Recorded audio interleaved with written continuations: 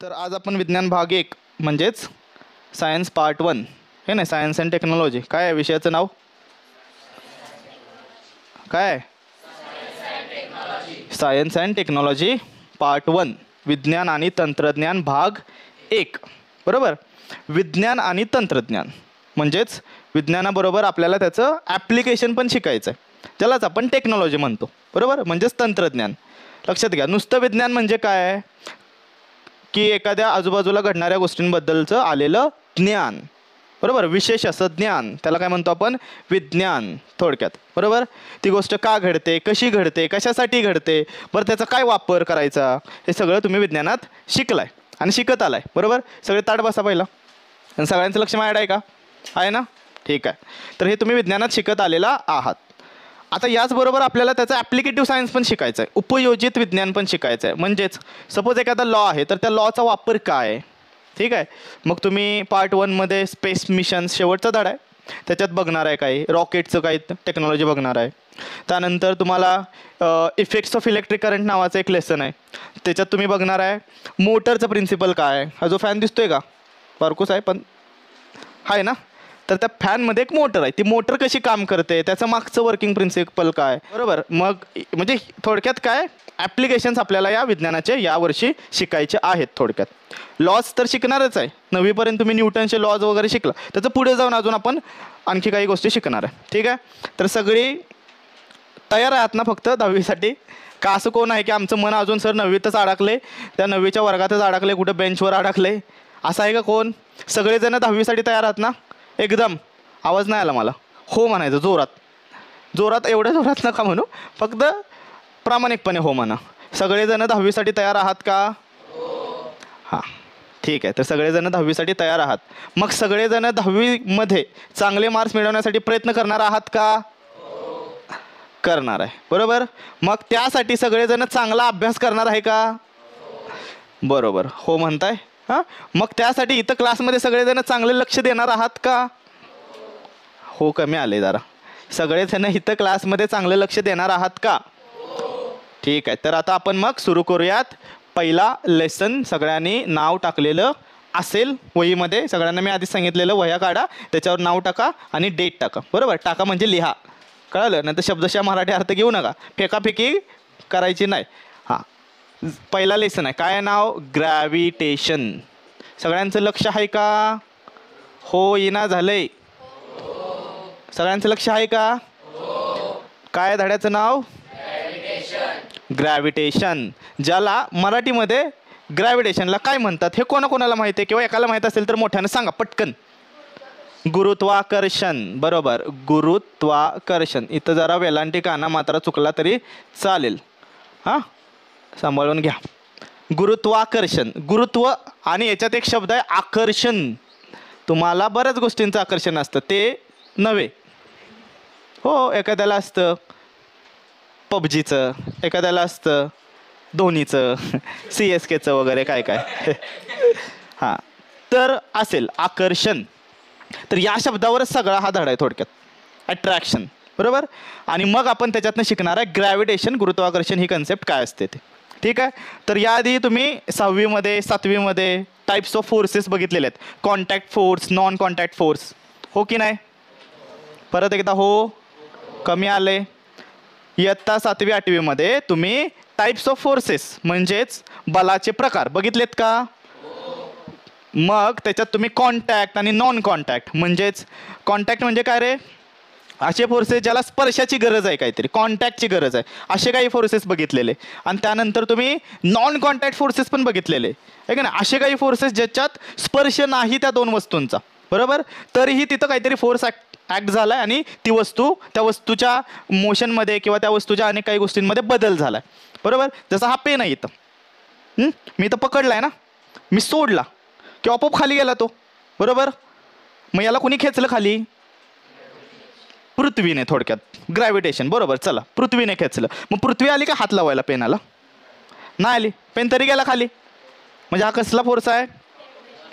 Non contact force आहे. बरोबर, ठीक आहे. तर हे सगळं बेसिक्स तुम्ही बघितलेलं आहे ना. चला तर मग आपण सुरू करूयात का ग्रॅव्हिटेशन? सगळ्यांचं लक्ष आहे का? परत एकदा हो कमी येतं. मी तुम्हाला काय सांगितलं, इयत्ता 10वीमध्ये तुमची तयारी आहे का? तुम्ही म्हणला हो. तुम्ही म्हणला चांगलं लक्ष देणार आहे का? तुम्ही काय म्हणला हो. मग हो तरी चांगलं म्हणा की जरा. हां, त्याच्यावरनंच कळते की तुमचं किती लक्ष आहे. ठीक आहे. ग्रॅव्हिटेशन करूयात सुरुवात आपण. सगळ्यांचं लक्ष आहे का?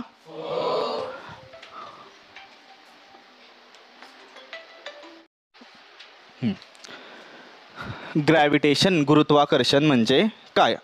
तर लक्षात घे, आकर्षण, आकर्षणचा अर्थ काय रे? आकर्षणचा अर्थ आकर्षणच सर. आकर्षणला इंग्लिशमध्ये आपण काय म्हणतो? अट्रॅक्शन. बऱ्याच लोकांना माहीत आहे, बरोबर, अट्रॅक्शन. ठीक आहे. तर ग्रॅव्हिटेशन जो आहे ना तो एक हा एक फोर्स आहे, हे तर सगळ्यांना माहिती आहे, बरोबर. कुठलीही वस्तू वर टाकली तर पृथ्वी त्याला काहीतरी खाली खेचत्या, बरोबर. याचा अर्थ ती वस्तू त्या पृथ्वीकडे जाते, म्हणजे पृथ्वी त्याच्यावर काहीतरी फोर्स अप्लाय करते, बरोबर. म्हणजे हा एक फोर्स आहे. तो कुठला फोर्स आहे? तो आहे एक अट्रॅक्शन फोर्स. ग्रॅव्हिटेशन काय आहे? एक अट्रॅक्शन फोर्स. कळलं? ग्रॅव्हिटेशन काय आहे? एक अट्रॅक्शन फोर्स. तर लक्षात घ्या ग्रॅव्हिटेशन म्हणजे काय. तर इथं एक सपोज वस्तू आहे, त्यानंतर इथं एक वस्तू आहे, आणि हे जे सगळं सराउंडिंग दिसतं हे युनिवर्स आहे असं म्हणू आपण. हे काय? युनिवर्स म्हणजे एक विश्व. हे एक विश्व आहे आपलं. तर या विश्वातल्या ह्या कोणत्याही दोन वस्तू आहेत, बरोबर. ही वस्तू क्रमांक 1, वस्तू क्रमांक 2. तर ग्रॅव्हिटेशन म्हणजे काय? ग्रॅव्हिटेशन म्हणजे या विश्वातल्या कोणत्याही दोन वस्तूंमधला अट्रॅक्शन फोर्स. काय ग्रॅव्हिटेशन? ग्रॅव्हिटेशन काय आहे? इथं लिहितो मी. It's what? Attraction force between any two objects in the universe. विश्वातील कोणत्याही दोन वस्तूंमध्ये असलेला अट्रॅक्शनचा फोर्स, आकर्षणाचं बल, त्याला म्हणतो आपण ग्रॅव्हिटेशन. सगळ्यांना समजलं का? अजून सुद्धा हो कमी आले. परत एकदा सांगू काय ग्रॅव्हिटेशन म्हणजे? Attraction force between any two objects in the universe. आपल्या विश्वातल्या कुठल्याही दोन वस्तू घेतल्या तुम्ही, कोणत्याही दोन वस्तू त्या एकमेकांना खेचतच असतात. लक्षात घ्या, त्या एकमेकांना नेहमी खेचतच असतात, आकर्षितच करत असतात. हा जो आकर्षणाचा बल आहे त्यालाच आपण म्हणतो गुरुत्वाकर्षण, ग्रॅव्हिटेशन असं. कळालं ग्रॅव्हिटेशन सगळ्यांना? सांगा मला. फोर्स. ओके. म्हणजे विश्वातल्या कुठल्याही दोन वस्तू घेतल्या तर त्यांच्यात एक आकर्षणाचा बल आहे आणि तेच ग्रॅव्हिटेशन आहे. लक्षात घ्या. कळलं? काय असेल? सपोज ही एक वस्तू ए आहे, ही वस्तू आहे बी. ह्या दोन्ही वस्तू एकमेकांना काय करतायत? तिथं अट्रॅक्ट करतायत, आकर्षित करतायत. ओके. आता ह्या बघा, हा जो एरो आहे, बरोबर, म्हणजे ए ने बी वर अप्लाय केलेला फोर्स आहे. हा काय आहे? ए ने बी वर अप्लाय केलेला फोर्स. ए बी ला खेचतोय म्हणून बी इकडे येतोय. कळतंय? त्यानंतर हा जो एरो दिसतोय, बरोबर, हा ए तिकडे चाललाय, बरोबर. मग ह्या ए वर कुणी फोर्स अप्लाय केलाय? बी ने, बरोबर. मग बी ने काय केलंय? बी ने ए वर एक फोर्स अप्लाय केला अट्रॅक्शनचा, ज्यामुळे ए बी कडे खेचला जातोय. कळतंय सगळ्यांना? समजलं? मग ग्रॅव्हिटेशनची कन्सेप्ट आहे ती फक्त पृथ्वीशी निगडीत आहे का? नाही. ती कशाशी निगडीत आहे? युनिवर्स. युनिवर्समध्ये कुठंही गेला तर कोणत्याही दोन वस्तू नेहमी एकमेकांना खेचत असतात, नेहमी एकमेकांना खेचत असतात. सपोज इथं आहे पिंट्या आणि इथं आहे पिंकी. तर पिंट्याला पिंकी काय करेल? अट्रॅक्ट करेल. ग्रॅव्हिटेशन नसेल तर अट्रॅक्ट करते, असं तर करणारच आहे. तर आहे का नाही?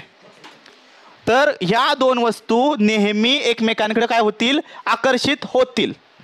मग तुम्ही म्हणाल सर ओमकार बसला इथं आणि अथर्व बसलाय माग, मग ओमकार आणि अथर्व दोघं एकमेकांना अट्रॅक्ट करतायत का? इथं ह्यो मोबाईल आहे इथं आणि मी इथं आहे, मोबाईल आणि मी, आम्ही दोघं एकमेकांना अट्रॅक्ट करतोय का इथं? तर हो. तर हो. कळालं? ही खुर्ची आणि नंदिनी दोघं एकमेकांना अट्रॅक्ट करतायत का? हो. याचा अर्थ तुम्हाला समजलं काय?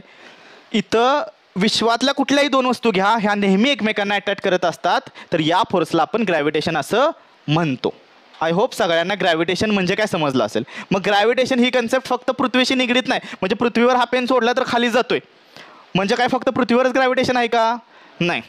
पृथ्वीसुद्धा कुणाला तरी म्हणजे सूर्याभोवती फिरते म्हणजे सूर्य पृथ्वीला अट्रॅक्ट करतो आणि पृथ्वीसुद्धा सूर्याला अट्रॅक्ट करतं थोड्या प्रमाणात. कळलं? आता याच्यात बरेच फॅक्टर आहेत. त्याचं मास, त्यानंतर त्यांच्यामधलं असलेलं अंतर. ओके, या सगळ्या गोष्टी आपल्याला आता कंबाईनली शिकायच्या थोड्या थोड्या. पण पहिलं आपण काय करू, ग्रॅव्हिटेशन म्हणजे काय ते समजून घेऊयात. आणि ते तुम्हाला मला वाटतं समजलं आहे. सगळ्यांना कळाले ग्रॅव्हिटेशन म्हणजे काय? ओके, ठीक आहे. तर आता सगळ्यांना ग्रॅव्हिटेशन म्हणजे समजलं आहे. पण ज्यावेळी आपण ग्रॅव्हिटेशन गुरुत्वाकर्षण म्हणत असतो त्यावेळी आपल्या डोळ्यासमोर डोक्यात एक सायंटिस्ट येतो. कोणता? न्यूटन. Sir Isaac Newton. येतात ना सगळ्यांच्या डोक्यात का नाही ते येत? सुमित वर बघ, सगळ्यांनी वर बघा. ज्यावेळी सांगेन लिहायला तेव्हाच लिहा. ज्यावेळी लक्ष द्यायचं आहे त्यावेळी काटेकोरपणे लक्ष द्या म्हणजे डोक्यात शिरेल. टकोऱ्यात एकदा शिरलं की गोष्टी लवकर समजतात मग. ठीक आहे? आणि लवकर समजल्या की मलाही त्रास होणार नाही आणि तुम्हालाही त्रास होणार नाही. ठीक आहे, चला. तर ग्रॅव्हिटेशन म्हटलं की आपल्या डोक्यात एक सायंटिस्ट येतो. कोण? Sir Isaac Newton. आणि ते आले की एक स्टोरी पण येते लगेच एका झाडाची आणि त्याच्या एका फळाची. कुठल्या? सफरचंदाची, आहे की नाही? ॲपल. त्या झाडावरचं ॲपल खाली पडलं आणि न्यूटनला ग्रॅव्हिटेशनचा शोध लागला असं अनेक वेळा म्हटलं जातं. तुम्हालाही माहीत आहे ते, तुम्ही अनेक वेळा ते ऐकलं आहे. पण खरं तसं झालं असेल का? का फक्त ॲपलचं पडण्यामुळं? काय ॲपल त्याच्या आधी पडलं नव्हतं का?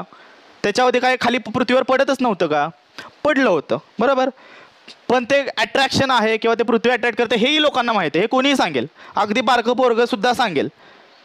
बारकं पोरगं पहिली दुसरीतलं पण सांगेल जर वस्तू खाली पडते तर ते पृथ्वीनं खेचले हे त्याला माहिती आहे, बरोबर. ते पृथ्वीकडेच जातं हे माहिती आहे. पण त्याच्याविषयी लॉज सांगणे, त्याचे रूल्स सांगणे, बरोबर, त्याच्याविषयी आणखी काही प्रॉपर्टीज सांगणे, आणखी काही प्रमाण देणे, प्रूफ देणे, हे खूप महत्त्वाचं काम आहे. आणि ते न्यूटनने केलं आहे. म्हणजे फक्त ॲपलची स्टोरी म्हणजे न्यूटनचं ग्रॅव्हिटेशन आहे का?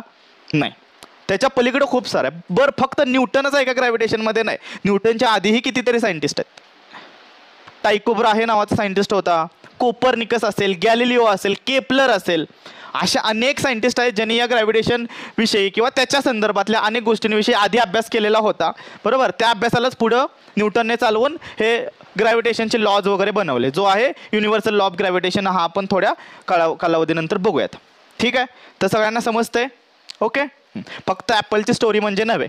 बऱ्याच लोकांच्या डोक्यात एक विचार पण येतो, याला ॲपलच्या ऐवजी जर फणस पडला असता तर सगळं संपलं असतं. मग पण फक्त ॲपलच्या स्टोरीशी संदर्भात हे ग्रॅव्हिटेशन नाही. तिथं फणस जरी पडला असता तरी ग्रॅव्हिटेशन असतं. कळतंय का? हां, मोठा बॉम्ब जरी पडला असता तरी ग्रॅव्हिटेशन हे असतंच तिथं. तुम्ही म्हणाल फणस काय, तुमच्या डोक्यात बरंच काय काय येतं नाही. अथर्वनं डोक्यात दगड आणला आहे मला माहिती आहे. असो, ठीक आहे. तर आता ती थोडंसं आपण ते थोडंसं बघूयात इलॉबरेट करून की इथे सपोज एक झाड आहे आणि हा इथं बसलाय तुमचा न्यूटन आणि हे आहे ॲपलचं फ्रूट, बरोबर. आणि ही तुमची पृथ्वी. आता हे ॲपल असं पडणार खाली, पडलं की तो माणूस खाणार, बरोबर. पण पहिला खाली तर पडणार. मग साहजिक आहे कोणाच्या डोक्यात विचार येईल? जे न्यूटनच्या डोक्यात विचार आले की हे जे ॲपल आहे, हे जे सफरचंद आहे, हे सगळ्यात पहिला खालीच का पडलं, बरोबर. आता आपण एक काम करूयात, याला आपण एक सरफेस मानूयात, बरोबर. हा एक सरफेस आहे ना पृथ्वीवर बसलेला. पृथ्वी भली अशी आपल्याला काय म्हणू आपण, गोलाकार आहे पृथ्वी, पण आपल्याला ती तशी गोलाकार दिसते का? इथं तुम्ही बसलाय का गोलाकार? नाही ना. तुम्ही सरळ फ्लॅट सरफेसवर बसलाय ना. का तर तो खूप मोठा गोल आहे, बरोबर. आणि खूप मोठा गोलमध्ये खूप मोठे असे छोटे छोटे छोटे छोटे फ्लॅट पॉईंट्स आहेत. थोडक्यात पॉईंट्स किंवा लाईन्स म्हणू. इन्फायनाईट लाईन्सपासून आपण सर्कल वगैरे बघितलेलं आहे नववीला. जसं तुम्ही नंबर ऑफ साईड्स वाढवत जाता तसं ते थोडंसं सर्क्युलर बनत राहतं. तसंच त्यातली एक छोटीशी साईड आहे म्हणू आपण, कळलं. किंवा हा फ्लॅट सरफेस आहे. तर हे जे ॲपल पडलं, हे पडलं कसं? हे बरोबर स्ट्रेट पडलं म्हणजे व्हर्टिकली डाऊनवर्ड पडलं, बरोबर. जे त्या सरफेसला कसं होतं, या चिन्हाचा अर्थ काय? या चिन्हाचा अर्थ काय? परपॅन्डिक्युलर. म्हणजे ते त्या सरफेसला कसं होतं? 90 डिग्रीत होतं, बरोबर. लंब होतं म्हणजे परपॅन्डिक्युलर होतं. ठीक आहे. तर एक गोष्ट लक्षात ठेवा, जो ग्रॅव्हिटेशनचा फोर्स या पृथ्वीवर लागला तो कसा लागला? Vertically downward perpendicular to the surface. कसा लागला? Vertically downward and perpendicular to surface of earth. बरं, हा जो फोर्स आहे म्हणजे ही जी वस्तू आहे ॲपल आहे, हे कुठपर्यंत खाली पृथ्वी खेचेल? सरफेसपर्यंत. मी खड्डा खाणला तर खाली जाईल का? मग कुठपर्यंत जाईल ते? कुठपर्यंत मी खड्डा खणला की ते ॲपल खाली खाली खालीच जात राहील किंवा ती वस्तू खाली खाली खालीच जात राहील. कुठपर्यंत? Towards the centre. Towards the centre. तर ही जी वस्तू आहे त्या वस्तूवर लागलेला फोर्स आहे तो कुठपर्यंत आहे? Towards centre. तर एक पॉईंट, त्यानंतर दुसरा पॉईंट, ह्याचा ग्रॅव्हिटेशनल फोर्स आहे तो कसा आहे? इट इज सेंटर ॲक्टिंग, म्हणजेच टुवर्ड्स सेंटर. पृथ्वीवरचं बघतोय हे आपण. ठीक आहे. न्यूटनने याच्याविषयी बराच विचार केला. हे खालीच का गेलं, हे असं आडवं का गेलं नाही, बरं ते पडलं तर पडलं सरळ का पडलं, असं तिरकं का पडलं नाही सरफेसला, बरोबर आहे की नाही? एखादं दारुडं सरळ चालतं का? नाही. ती कसं तिरकं कसं वाकडं तिकडं चालतं, तसं ह्याचं का झालं नाही? ही का तिरकं पडलं नाही, ही सरळ कसं काय आपटलं खाली? मग याच्याविषयी त्यानं विचार करायला सुरुवात केला. खूप विचार केला. तुमचा विचार 5 मिनिटाचा असतो, सायंटिस्टचा विचार हा खूप जास्त असतो. ओके. आणि म्हणजे जोपर्यंत त्यांना उत्तर सापडत नाही तोपर्यंत विचार करत राहतात. माझी अशी आशा आहे की तुम्ही सुद्धा विज्ञानात गणितात जोपर्यंत उत्तर सापडत नाही तोपर्यंत विचार करायला शिका, आहे का नाही? नाहीतर लगेच 2 मिनिटात गाईड उघडलंच आहे ना, त्यात उत्तर बघितलंच आहे ना, तसं नको. ठीक आहे. स्वतः प्रयत्न करा. असो, तर ह्या गोष्टी कळाल्या तुम्हाला? लक्ष आहे का सगळ्यांचं? ठीक आहे. तर मग न्यूटनने विचार करायला सुरुवात केली की बाबा ही वस्तू जी पडली ही सरळच का पडली खाली, ही आडवी का गेली नाही, ही तिरकी का गेली नाही? मग त्यानं विचार करून करून करून करून शेवटी वैतागलं आणि मग म्हटला की बाबा या पृथ्वीकडंच काहीतरी एक इमॅजिनरी पॉवर आहे, एक इमॅजिनरी शक्ती आहे, काल्पनिक अशी शक्ती आहे जी काय करते प्रत्येक वस्तूला त्याच्याकडे खेचते. असं एक थोडक्यात कन्क्लुजन निघालं त्याच्यात. आणि ती कुणाचं पण आहे, तुम्ही पण. सपोज ही वस्तू खाली पडत्या, पेन टाकला खाली पडत्या, त्यानंतर एखाद्या पोराला उचलून टाकलं इथं खाली पडेल, ती खालीच पडेल ना, का वर जाईल? खाली पडून वर जाणार, पण खाली पडेल ती, बरोबर. उडी मारली खाली पडेल, दगड टाकला खाली पडेल, आहे का नाही? रोहित शर्मानं 6 मारला, बॉल कुठं जाईल? ढगात, आणि परत खाली पडेल. म्हणजे थोडक्यात प्रत्येक वस्तू इथं पृथ्वीवर परत रिटर्न येत्या. याचा अर्थ पृथ्वीकडेच काहीतरी शक्ती आहे जी प्रत्येक वस्तूला खेचते, बरोबर. आणि ज्यालाच आपण काय म्हणू शकतो, इथं काय म्हणू शकतो? ग्रॅव्हिटेशन. समजलं? ओके. तर एवढं एकदा काय करा, लिहून घ्या. ही आकृती काढा, टुवर्ड्स द सेंटर डायरेक्शन दाखवा, हे वर्टिकली डाऊनवर्ड सांगा, टुवर्ड्स द सेंटर लिहा. तर आता सुरुवात करूयात पुढच्या कन्सेप्टला. सेंट्रिपिटल फोर्स, अभिकेंद्री बल. याला काय म्हणतात मराठीमध्ये? अभिकेंद्री बल. मराठी कोण आहे का इथं? मराठी मीडियम नाही ना? तरी पण तुम्हाला आपली मातृभाषा म्हणजे हे शब्द माहीत असायला पाहिजेत. जर कोणी असेल मराठी मीडियमचं तर मला सांगा. हो, ठीक आहे. सेंट्रिपिटल फोर्स म्हणजे ज्याला आपण अभिकेंद्री बल असं म्हणतो. आता या कन्सेप्टच्या आधी आपल्याला एक दुसरी कन्सेप्ट माहीत पाहिजे, ती म्हणजे सर्क्युलर मोशन. Circular motion. आत्ताच आपण बघितलं मोशन म्हणजे काय. काय मोशन म्हणजे? when object changes its position from one place to other place with respect to time and with respect to observer, then object is said to be in a motion. तेव्हा आपण म्हणतो वस्तू ही गतीमध्ये आहे. जेव्हा वस्तू आपली जागा एका ठिकाणून दुसऱ्या ठिकाणी बदलते, कुठल्या तरी तिसऱ्या वस्तूच्या संदर्भात किंवा तिसऱ्या व्यक्तीच्या संदर्भात म्हणू, तिथं ऑब्झर्वरच्या संदर्भात, तेव्हा म्हणतो की ती वस्तू गतीमध्ये आहे, मोशनमध्ये आहे, बरोबर. हे मोशन माहिती आहे. मग मोशनचे अनेक प्रकार शिकलाय तुम्ही. रेक्टिलिनियर मोशन, ज्याला लिनियर मोशन म्हणतो, आहे की नाही? NCC आहे ना, सगळ्यांचं होतं ना. मग तिथं परेड केली असेल ना, एका रांगेत असे जाता ना तुम्ही परेड करत. मग ही कुठली मोशन आहे रे? लिनियर मोशन आहे ना. एका सरळ पाथमध्ये तुम्ही मार्च करता, बरोबर. So the motion of an object in a straight line, एका सरळ मार्गामध्ये झालेली मोशन, त्याला आपण काय म्हणतो? रेक्टिलिनियर मोशन किंवा लिनियर मोशन म्हणतो, बरोबर. बरोबर बरोबर. तर त्याच धर्तीवर सर्क्युलर मोशन म्हणजे पण आपण शिकलोय. तर जर वस्तू सरळ मार्गाने गेली, सरळ कडकडने एका मार्गाने गेली, तर त्याला म्हणायचं लिनियर मोशन, बरोबर. मग याच धर्तीवर मला सर्क्युलर मोशन म्हणजे काय सांगा बघू. वस्तू सरळ गेली तर लिनियर, मग वर्तुळाकार गेली तर सर्क्युलर, वर्तुळाकार. बरोबर ना. सपोज सरळ गेली तर लिनियर, एका रेषेत गेली तर लिनियर. मग if suppose object is following circular path while in motion, म्हणजे वस्तू जेव्हा एका वर्तुळाकार मार्गाने फिरते त्याला म्हणतो सर्क्युलर मोशन, म्हणजेच वर्तुळाकार गती. कळालं सगळ्यांना?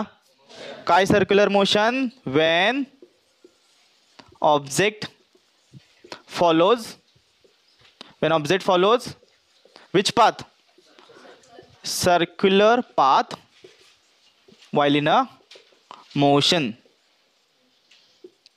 जेव्हा वस्तू गतीमध्ये असताना एका वर्तुळाकार मार्गाने फिरते त्याला म्हणायचं सर्क्युलर मोशन, वर्तुळाकार गती. समजलं सगळ्यांना? ठीक आहे. आता ही सर्क्युलर मोशन सगळ्यांना माहिती आहे, ती वस्तू वर्तुळाकार मार्गाने इथं गोल गोल गोल गोल गोल गोल फिरते. आता तुम्हाला माहिती आहे का, ही वस्तू गोल गोल फिरण्यामागे सुद्धा काहीतरी कारण आहे, आणि ते कारण म्हणजेच आपला सेंट्रिपिटल फोर्स. तर आता इथं आपण एक छोटंसं एक्झाम्पल घेऊयात समजून.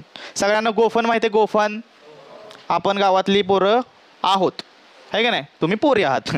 तर नाही पडत ते, फॅन पडत नाही, चांगलं लावलंय मी. तर इकडं बघा, तर गोफन माहिती आहे सगळ्यांना? कधी शेताची राखणी केल्या का? एकांतरी केली असेल, हां, कधीतरी योग आलाच असेल ना. तर त्याच्यात काय असतं, सपोज इथं आहे एखादा माणूस, बरोबर? हा आहे एखादा माणूस, त्याला सपोज 4 केस काढले, ओके.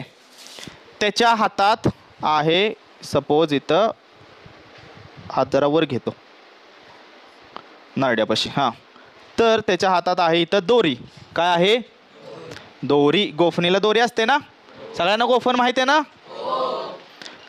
इथं बांधला दगड, इथं अडकवला दगड, त्याच्या त्या खाचेत अडकवला दगड, आणि मग काय करायला लागेल त्याला? दोरी, ही दोरी त्याला अशी गर गर गर गर गर गर गर गर काय करायला लागेल? फिरवायला लागेल. अशी वर्तुळाकार मार्गाने फिरवायला लागेल, बरोबर? त्याला जरा बाजूला काढूयात का? त्याचा मार्ग काढू दोरीचा, हा, बरोबर? शिव आहे त्याचा टकला, त्याच्यावर 2-4 केस, हा, आणि ही काय आहे? ती दोरी, आणि ते फिरवते जोर जोर जोर जोर जोर जोर लावून जोर जोरात फिरवते, आहे की नाही? आणि मग हा दगड कसा फिरेल? गोल गोल. कसा? गोल गोल. कुणाभोवती? त्यो मी आहे,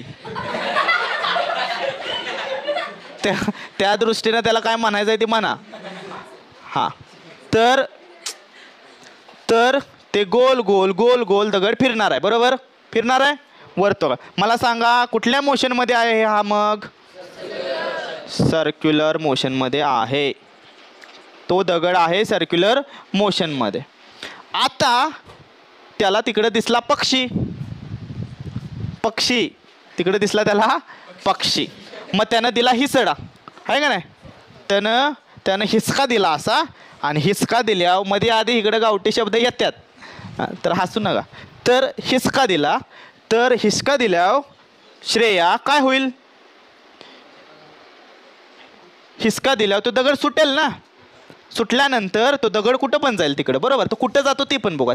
आता मला सांगा, तो दगड त्याच्याभोवती गोल गोल गोल गोल फिरतोय, हा कधीपर्यंत फिरेल दगड त्याच्या भोवती गोल? जोपर्यंत त्यानं त्या रस्सीला पकडलंय तोपर्यंत, जोपर्यंत तो फिरवतोय, आहे की नाही? आणि एकदा का तो दगड गोल वर्तुळाकार मोशन मध्ये आला, म्हणजे सर्क्युलर मोशन मध्ये आला, तर त्याच्या भोवती फिरणार आहे. जोपर्यंत तो त्याची रस्सी पकडून ठेवतोय तोपर्यंत तो दगड त्याच्या भोवती फिरणार आहे. जेव्हा त्यानं रस्सी सोडली, हे काय होईल? हा दगड, इथं आहे पक्षी, कसा काढू पक्षी? आता राहू देत, काहीतरी दुसरंच निघायचं. हा, असा काढतो सोप्पा. इथं आहे पक्षी, या पक्षाला जाऊन लागेल, बरोबर? हो का नाही? हा, ठीक आहे. पक्षाला दगड लागला, बाण लागला, बरोबर? ठीक आहे. मग मला सांगा, हा दगड त्याच्या भोवती वर्तुळाकार मार्गाने फिरत होता कधीपर्यंत? जोपर्यंत त्यानं त्याला पकडून ठेवलंय, म्हणजेच त्यानं एक फोर्स अप्लाय केलाय. पकडून ठेवलंय म्हणजे काय? फोर्स अप्लाय केलाय, बरोबर? त्याच्यावर एक फोर्स लावलाय. हा फोर्स जोपर्यंत आहे तोपर्यंत ती वस्तू त्याच्या भोवती फिरत होती का? कोण फिरत होतं त्याच्या भोवती? दगड फिरत होतं ना. कधीपर्यंत? पकडून ठेवलंय तोपर्यंत आणि सोडलं की गेला. म्हणजे ही वस्तू वर्तुळाकार गतीत राहण्यासाठी इथं हा फोर्स महत्वाचा आहे. बरोबर. आता तो फोर्स जो आहे तो कुठं जातोय? हा वर्तुळाकार मार्ग आहे, त्या वर्तुळाकार मार्गाच्या सेंटरला तो आहे माणूस. त्याला टकला म्हणू नका, तो आहे माणूस. बरोबर. त्या माणसाकडे जातोय सेंटरला. म्हणजे आपण असं म्हणू शकतो का हा जो फोर्स आहे तो टुवर्ड्स द सेंटर जातोय, जसं मगाशी आपण ग्रॅव्हिटेशनला बघितलं आहे की नाही. हा फोर्स कुठे जातोय? या वर्तुळाकार मार्गाच्या कुठे जातोय? टुवर्ड्स सेंटर, म्हणजेच त्याच्या केंद्राकडे जातोय. कळतंय का? टुवर्ड्स द सेंटर जातोय ना. आणि याच फोर्सला म्हणतात सेंट्रिपिटल फोर्स. समजलं? कळालं? चला त्याला डिफाईन करूयात का आपण? समजलं सेंट्रिपिटल फोर्स म्हणजे काय? त्याच्या नावात आहे सेंट्रिपिटल म्हणजे towards the centre, centre acting. Centripetal म्हणजे काय? Centre acting towards the centre. चला आपण परत एकदा, काही पोरांचं लक्ष नाहीये. हां ठीक आहे. सेंट्रिपिटल फोर्सला आपण डिफाईन करूयात. A force acted on a object. Force acted on a object, असा फोर्स तो एका वस्तूवर लागलाय, कुठल्या तरी वस्तूवर लागलाय. जी वस्तू कुठल्या मोशनमध्ये आहे? A force acted on a object which is in a which motion? Circular motion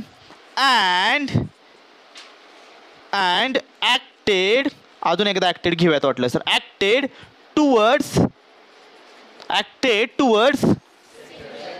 centre of its circular path. त्या वस्तूचा जो सर्क्युलर वर्तुळाकार मार्ग आहे त्याचा जो सेंटर आहे त्याच्याकडे लागणारा फोर्स म्हणजेच कुठला? Centripetal force. Centripetal force. A force which is acted on an object in a circular motion and acted towards the center of the circular path is known as centripetal force. अभिकेंद्री बल म्हणजे काय? असं बल, असा force जो एका वर्तुळाकार मार्गाने फिरणाऱ्या वस्तूवर लागलाय आणि तो कुठल्या डायरेक्शनने जातोय? त्याच्या वर्तुळाकार मार्गाच्या केंद्राकडे म्हणजे सेंटरकडे. कळालं सगळ्यांना? मोठ्यानं एकदा म्हणा.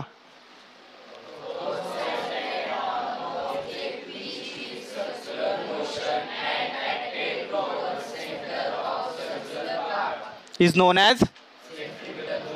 as centripetal force. कुणाला कळाले सेंट्रिपिटल फोर्स म्हणजे काय? कुणाला कळाले? सरळ स्ट्रेट हात वर आला पाहिजे. कळाले सगळ्यांना? विचारू का? नाही विचारत, परत विचारूयात आपण. पहिला हे कळालं सगळ्यांना? समजलं सेंट्रिपिटल फोर्स? ओके. मग मला सांगा, एखादी वस्तू जर वर्तुळाकार मार्गाने फिरत असेल याचा अर्थ त्याच्यावर काहीतरी सेंट्रिपिटल फोर्स आहे. कळतंय का? आणि जर हा सेंट्रिपिटल फोर्स मी काढला तर काय होईल? सर हा मी सेंट्रिपिटल फोर्स काढला तर काय होईल? ही वस्तू एका टँजेन्शियल पाथने निघून जाईल. हे आपण मागच्या वर्षी पण बघितलंय, 9वीला बघितलंय ना. त्या वस्तूचा जो वेग असतो ज्याला आपण वेलॉसिटी म्हणतो. ओके. तर ही वेलॉसिटी, त्याची डायरेक्शन ही नेहमी त्या सर्क्युलर पाथला कशी असते? टँजेन्शियल असते. त्याच्या टँजेंट म्हणजे माहिती आहे ना, स्पर्शिका. त्याच्या स्पर्शिकेच्या मार्गाने ती वस्तू निघून जाईल. कळतंय? सपोज हा दगड इथं आहे, बरोबर, आणि इथं त्यानं सोडला, तर मला सांगा हा दगड कुठं जाईल? इथं जाईल, इथं जाईल, इथं जाईल का इथं जाईल? कुठल्या ठिकाणी जाईल? कुठे जाईल? 1ला जाईल. बरोबर. ती त्याच्या टँजेन्शियल मार्गाने जाईल. कळतंय? स्पर्शिकेच्या दिशेने जाईल. समजलं? कळालं? म्हणजे ज्या ज्या वस्तू सर्क्युलर मोशनमध्ये आहेत त्यांच्यावर सेंट्रिपिटल फोर्स ॲक्ट आहे. मग मला सांगा कोण सर्क्युलर मोशनमध्ये? फॅन आहे इथं, फॅनला धरलंय त्या हबनं, आहे का नाही? तुटलं की ती इकडे तिकडे जाणार, माझं नुकसान होणार. बरोबर. दुसरं अजून बरं ठीक आहे. अजून अर्थ कुणाभोवती फिरत्या? कुणाभोवती सर्क्युलर मोशनमध्ये? याचा अर्थ सूर्य अर्थवर सेंट्रिपिटल फोर्स अप्लाय करतो. बरोबर आहे का नाही? चंद्रा कशी आठवल लगेच? चंद्र आठवतोय का? चंद्र आहे का सर? पृथ्वीवरती फिरतोय ना. याचा अर्थ पृथ्वी त्याच्यावर सेंट्रिपिटल फोर्स अप्लाय करते ना, हो का नाही? बर. मग मला सांगा हा जो पृथ्वी सेंट्रिपिटल फोर्स अप्लाय करते हा एक ग्रॅव्हिटेशनल फोर्स आहे. कळतंय का? पृथ्वीची ग्रॅव्हिटी आहे ना ते. कळतंय? याचा अर्थ ग्रॅव्हिटेशनल फोर्स कुठला फोर्स आहे आपला? कुठला फोर्स आहे? सो ग्रॅव्हिटेशनल फोर्स हा एक सेंट्रिपिटल फोर्सच आहे. सेंटर ॲक्टिंग फोर्स आहे. कळालं? जो कुठल्याही दोन वस्तूंवर लागतोय तो त्या दोन वस्तूंच्या नेहमी सेंटरवर असतो. ही centre to centre line connect केली तर सपोज ही वस्तू ए आहे, ही वस्तू बी आहे, तर वस्तू ए बीवर अप्लाय करेल पण त्याच्या सेंटरच्या लाईनच. कळालं? Towards the centre. आणि ही बी सपोज एवर अप्लाय केलं तर सेंटरच्या लाईनच अप्लाय करेल. कळालं? लाईन जॉईनिंग द सेंटर त्याच्यावर करेल. समजलं सगळ्यांना? कळालं? लिवा. ठीक आहे. तर मग सांगा मला ग्रॅव्हिटेशनल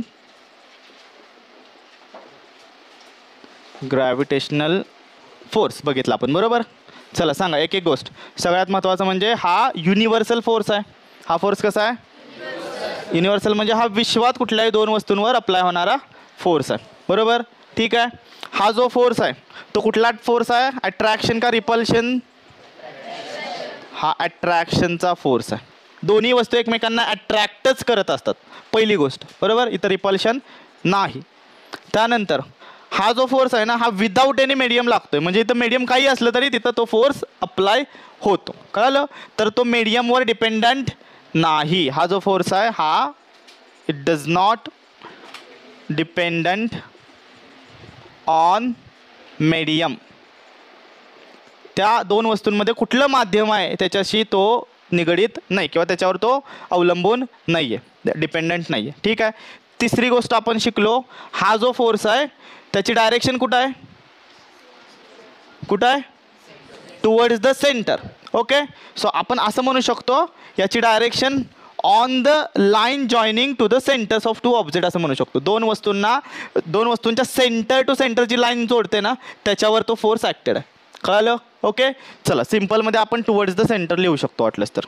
ॲक्टेड टुवर्ड्स द सेंटर म्हणजेच काय? हा सेंटर ॲक्टिंग फोर्स म्हणू आपण त्याला. कसला फोर्स आहे हा? बरोबर? समजलं? ठीक आहे. अजून काय काय याच्यात आपण शिकू शकतो? ग्रॅव्हिटेशनल फोर्सबद्दल समजू शकतो. हां, अजून काय काय शिकलो सांगा आपण? हा कुठल्याही दोन वस्तूंमधला फोर्स आहे ना, काय एकाच वस्तूमधला फोर्स आहे. सपोज पृथ्वी या पेनाला अट्रॅक्ट करत असेल तर हा पेनसुद्धा पृथ्वीला अट्रॅक्ट करणार आहे, लक्षात घ्या. कळलं? पण पृथ्वीचं मास जास्त आहे त्यामुळे त्याचं ॲक्सिलेशन खूप कमी असणार. याचं मास खूप कमी आहे त्यामुळे याचं ॲक्सिलेशन खूप जास्त असणार आहे. म्हणजे याचं जे त्वरण असेल, याचं जे चेंज इन वेलॉसिटी असेल हे खूप जास्त असणार आहे इथं, म्हणून हे खूप स्पीडनं खाली जाते. कळलं? हां. आणि सगळ्यात महत्त्वाची गोष्ट, ग्रॅव्हिटेशनल फोर्स आहे हा एक नॅचरल फोर्स आहे ना, बरोबर? नैसर्गिक बल आहे ना हे. हा सगळ्यात वीकेस्ट फोर्स आहे in the nature. Weakest force in the nature, या निसर्गातला हा सगळ्यात कमकुवत फोर्स आहे. सगळ्यात कमकुवत फोर्स. जरी तुम्हाला तो खूप स्ट्रॉंग वाटत असेल तरी तो स्ट्रॉंग नाही. त्याची व्हॅल्यू, त्याची मॅग्निट्यूड खूप कमी आहे. कळालं? समजलं? आणि इथं आपण पॉईंट मास म्हणून कन्सिडर करतो. ठीक आहे. हे एवढं डोक्यात घेऊ नका, 11-12ला शिकाल त्या कन्सेप्ट. आता फक्त लक्षात घ्या हा एक वीकेस्ट फोर्स आहे. जसे तुम्हाला 4 नॅचरल फोर्सेस माहीत पाहिजेत, सांगा बघू. कुणाला माहीत आहेत का नॅचरल फोर्सेस? 4. 1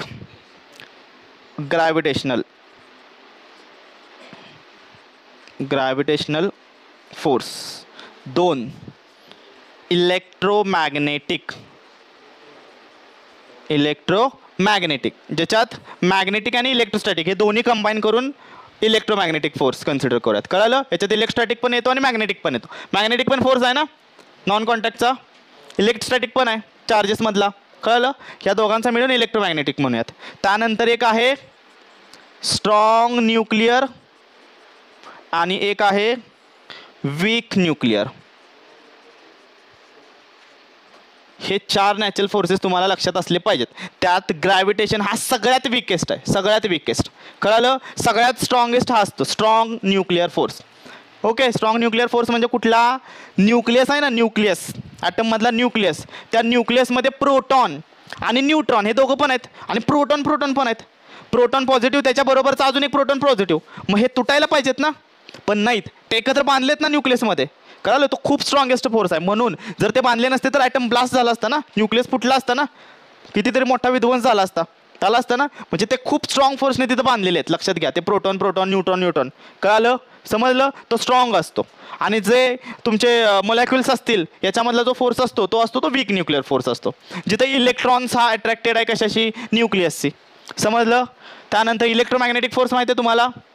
इलेक्ट्रोस्टॅटिक फोर्स माहिती आहे, चार्जमधला पॉझिटिव्ह चार्ज रिपेल करणार, पॉझिटिव्ह निगेटिव्ह काय करणार, अट्रॅक्ट करणार. चार्जेसमधला फोर्स इलेक्ट्रिसिटी, कळलं. आणि हा आपला सगळ्यात विकेस्ट ग्रॅव्हिटेशनल. लक्षात ठेवा, हे 4 नॅचरल फोर्सेस लक्षात राहतील का. चला आता आपण पास करूयात. एवढं फक्त व्यवस्थित लिहून घ्या.